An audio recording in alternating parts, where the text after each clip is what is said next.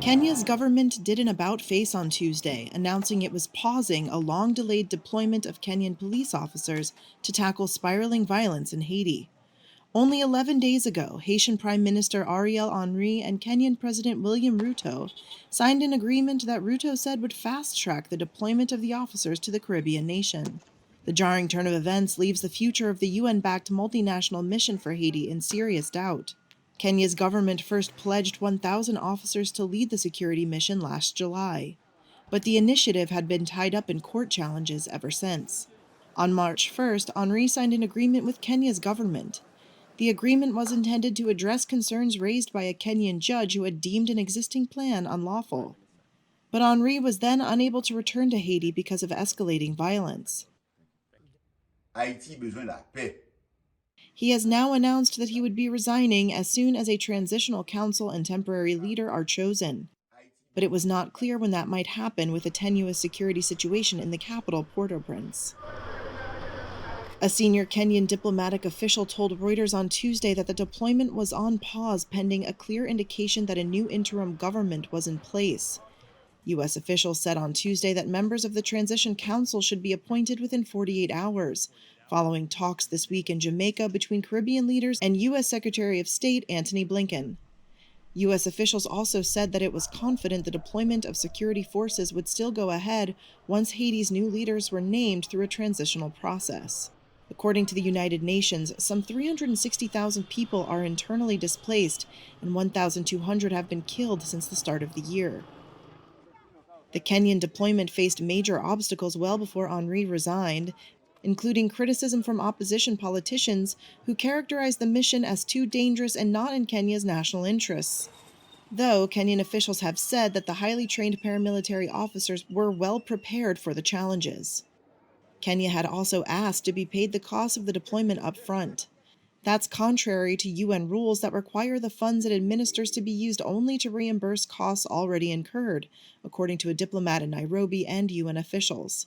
They said that Kenya would therefore need to find a country willing to pay it directly. The United States has pledged a total of $300 million to the mission. $100 million of that total was announced on Monday, with a senior U.S. official saying it would be used for logistics and equipment and not pass into a dedicated UN fund for the mission. Should transitional leadership be chosen in Haiti, there could also be further legal obstructions to Kenya's deployment. The opposition lawmaker who spearheaded the initial lawsuit has vowed to launch a new challenge.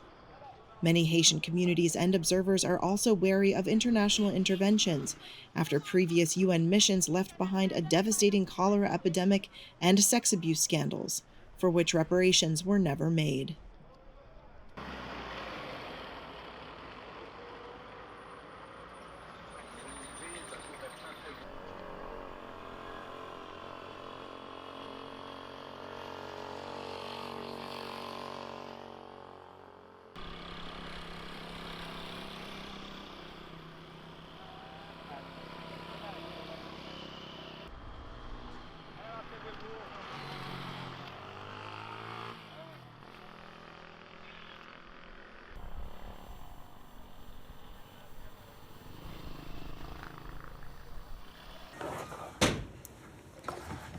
Good afternoon, everyone. Start with some opening comments. We welcome yesterday's announcement of a transitional governance structure in Haiti, which paves the way for a peaceful transition of power, continuity of governance, an action plan for near-term security, including the deployment of a multinational security support mission, and a pathway to free and fair elections.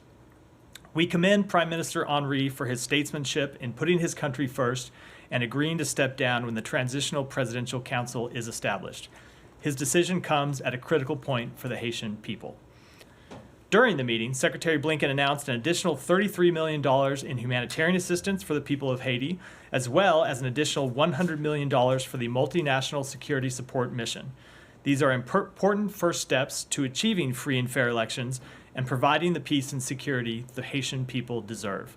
Under the terms of the agreement that was announced yesterday, we expect that the members of the Transitional Council will be appointed in the next 24 to 48 hours, and then they will take the step to appoint an interim prime minister in the near future after that. What the Kenyan government said in its statement is that they have to have a government with which to collaborate, which has been an important part of their understanding. It's a perfectly natural thing to expect, that they want to know that there's a government that can host them, that can make a request for them to deploy a mission. So right now, as you wait for the appointment of a presidential transition council, which would appoint then a new government, a new prime minister, I think that's an appropriate step for the Kenyan government to take. But we think those are steps that will happen, as I said, in the very near future, and that would pave the way for this mission to go forward without delay. Haitian police can maintain control of, ports and airports that obviously would be needed for the mission to get in. I'm not going to make any predictions because obviously it is a very tense situation on the ground, and we've seen a degradation of the security environment, not just over the past months, but over the very recent days, just over the past week. But obviously that will be our aim, is to get that mission deployed as safely and as quickly as possible. And